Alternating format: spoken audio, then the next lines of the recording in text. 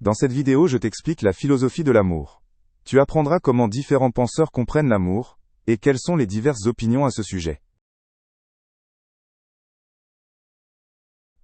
L'amour est un sentiment qui peut prendre de nombreuses formes différentes. Il peut être romantique, amical ou même familial. Les philosophes se sont longtemps interrogés sur ce qu'est vraiment l'amour. Il n'y a pas de réponse simple, car l'amour est souvent vécu de manière très diverse.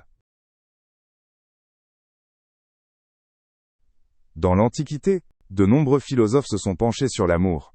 Ce sont surtout les Grecs qui ont influencé la compréhension actuelle de l'amour. Ils distinguaient différentes sortes d'amour, comme par exemple Eros et Philia.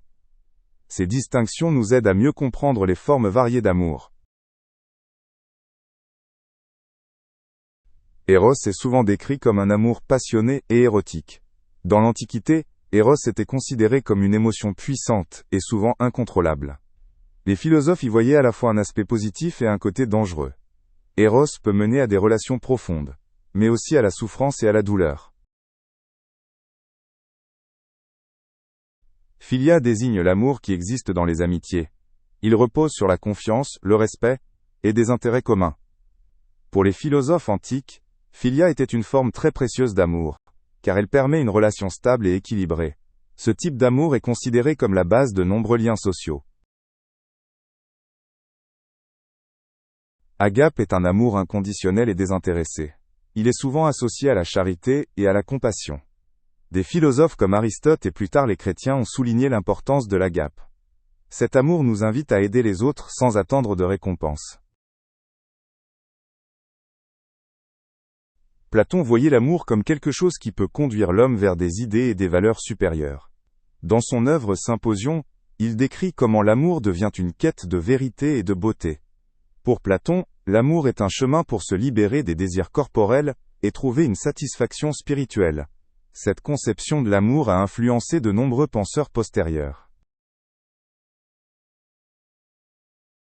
Aristote considérait l'amour comme un élément important pour une vie heureuse. Pour lui, l'amour était surtout essentiel sous la forme de l'amitié. Il distinguait plusieurs types d'amitié, basés chacun sur l'utilité, le plaisir ou la vertu. Aristote insistait sur le fait que la meilleure amitié repose sur des valeurs communes et un comportement moral.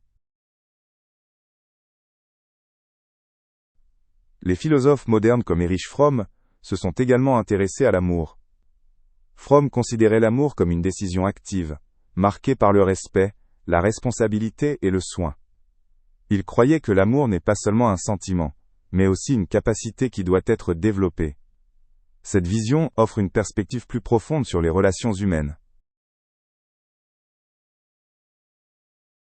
Un point important dans la philosophie de l'amour est la relation entre l'amour et la liberté. Beaucoup de philosophes débattent de la façon dont l'amour et la liberté personnelle peuvent être compatibles. Pour certains, le véritable amour n'est possible que si les deux partenaires peuvent préserver leur liberté. L'équilibre entre proximité et indépendance est un thème central dans de nombreuses discussions modernes sur l'amour.